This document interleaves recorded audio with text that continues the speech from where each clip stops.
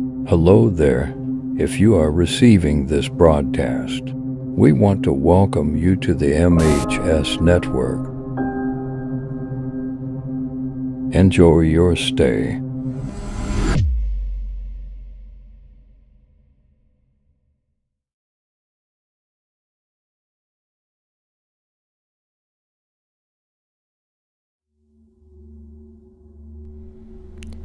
June 11th, 1912, Villisca, Iowa. At approximately 5 a.m., Mary Peckham, next-door neighbor of the Moores, went into her yard to hang laundry. At approximately 7 a.m., she began to grow concerned about the Moore household, noticing its odd stillness. Mary then approached the house and knocked on the door. There was no response.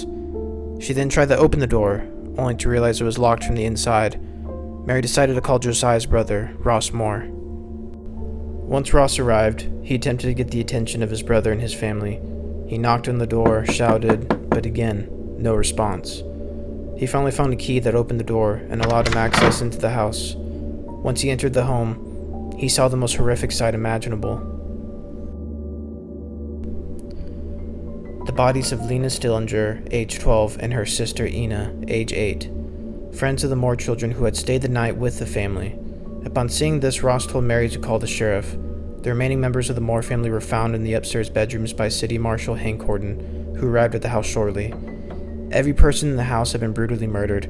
Josiah Moore, age 43, Sarah Montgomery Moore, age 39, Herman Moore, age 11, Catherine Moore, age 8, Boyd Moore, age 7, and Paul Moore, age 5, as well as the Stillinger sisters.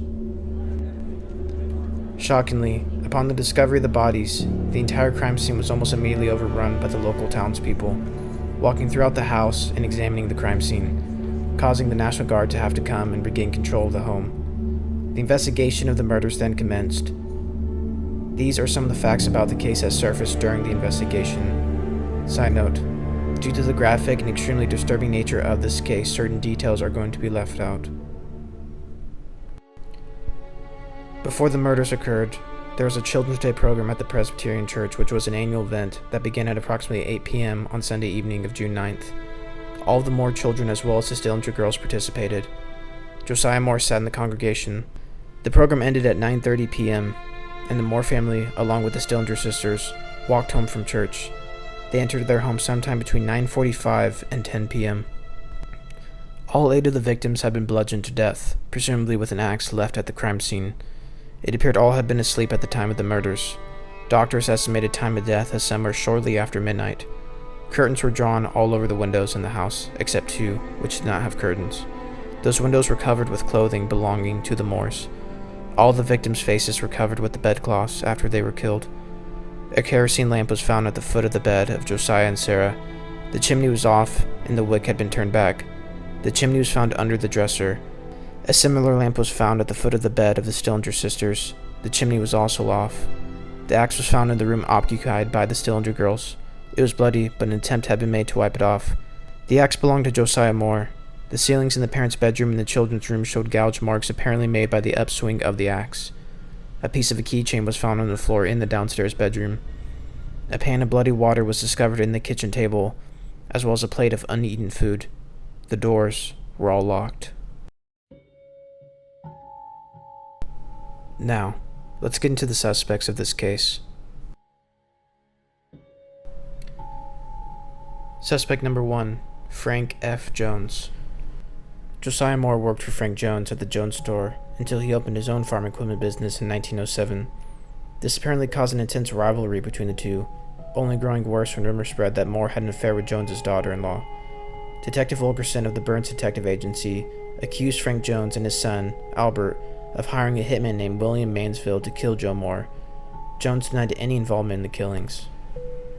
According to VilliscaIowa.com, quote, Mansfield, the proposed hitman, was also known as George Worley and or Jack Turnbaugh. According to Wilkerson, Mansfield was a cocaine fiend and serial killer. Wilkerson also believed Mansfield was responsible for the axe murders of his wife, infant child, father-in-law, and mother-in-law in Blue Island, Illinois on July 5, 1914, 2 years after the Villisca murders. The axe murders committed in Paola, Kansas, 4 days before Villisca murders, and the murders of Jenny Peterson and Jenny Mueller in Aurora, Colorado. Wilkerson managed to convince a grand jury to open an investigation in 1916, and Mansfield was arrested and brought to Montgomery County. However, Mansfield was able to provide an alibi with payroll records, which showed that he was in Mansfield, Illinois when the murders occurred. He was then later released due to lack of evidence. Suspect number 2, Reverend George Jacqueline Kelly. An English immigrant and preacher, Reverend Kelly was one of the top suspects in this case for many reasons. He came into contact with the Moore family at the Presbyterian Church the night of the murders, and apparently left via train at around 5:19 a.m., which would have been after the disturbing murders took place. To make matters even more strange, Reverend Kelly sent letters in the mail to investigators in which he showed a strange type of obsession with the case. Investigators then asked Kelly to provide more details, in which he stated he had heard noises from the house on the night of the murders, and even witnessed a couple who had walked by the house during the crime. Kelly was then transferred to a hospital for therapy after an extremely inappropriate interaction with a woman who had responded to an ad he had put in the paper for a secretary position. But in 1917, authorities had arrested the Reverend due to suspicion of his involvement in the Moore family murders. Not only was his odd behavior a factor in his arrest, but eventually Kelly would even confess to the axe murders. However, was his confession legitimate? Apparently, when the interrogation took place, Kelly would take breaks periodically where he would return to his cell. During this time, 2 undercover investigators would tell Kelly that confessing to the crime would result in better treatment from the authorities. This obviously led to doubt in the minds of the jury in regards to the authenticity of his confession, which was a pivotal part in the case. Because of this, Kelly was acquitted. Suspect number 3, Paul Mueller. According to a book titled The Man from the Train, authored by Bill James and his daughter Rachel McCarthy James, the Villisca Axe Murders were the work of a serial killer who they believed to be a man named Paul Mueller.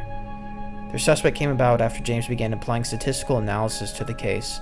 This led him to similarities to many other axe murders. According to notes from thefrontier.com, here are some of the similarities they found. Number 1, they took place near a railroad. Number 2, they took place in small towns. Number 3, there was a barn on the property of the victims. Number 4, the killer used the blunt edge of the axe. Number 5, the killer covered windows from inside the house with sheets or towels. And the list of similarities include much, much more. After applying their statistical analysis, they concluded that Mueller may have traveled from town to town on train, committing around 108 murders. I'll provide a link to their book in the description box down below if you're interested. I really don't have much to add here. When it comes to Frank Jones, I don't really see him being a real viable suspect. Even with the motive that's been proposed, I don't feel like it matches the severity and the gruesomeness of the crimes that were committed. I would understand and I would favor him more as a suspect if the only victim was Josiah Moore, since that's who he seemed to have issues with. But that wasn't the case. The entire family, including two victims who were just spending the night, who weren't even family members of the Moores, were victims of this crime. So for me, it just doesn't make sense to me. And like I said, with the severity of the crime itself, I just don't see the motive for Frank Jones to be strong enough for him, even hiring a hitman. I don't see it being strong enough for him to want the entire family killed, especially in such a gruesome fashion. Reverend Kelly is definitely an interesting suspect. He seems to have certain things going for him. Obviously, I didn't have time to go into every single detail of why some believe that he was the Villisca Axe murderer. He seemed to know details of the crime, and just the overall timeline seems to be kind of strange and seems to match up to a certain extent. If I remember correctly, he even made comments to people on the train after the murders happened, before news officially got out of the murders, if I'm recalling that correctly.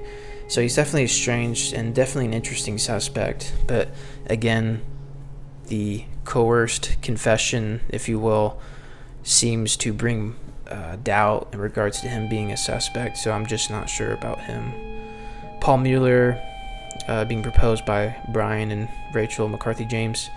Definitely an interesting suspect. I think the whole theory of a serial killer being involved, going from town to town on a train, is very interesting.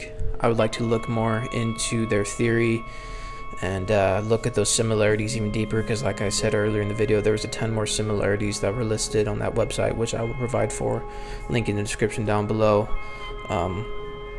So it's definitely interesting, and I'll definitely have to look more into that. But as of right now, I don't have a suspect in mind who I think or I'm confident did this. I really have no clue.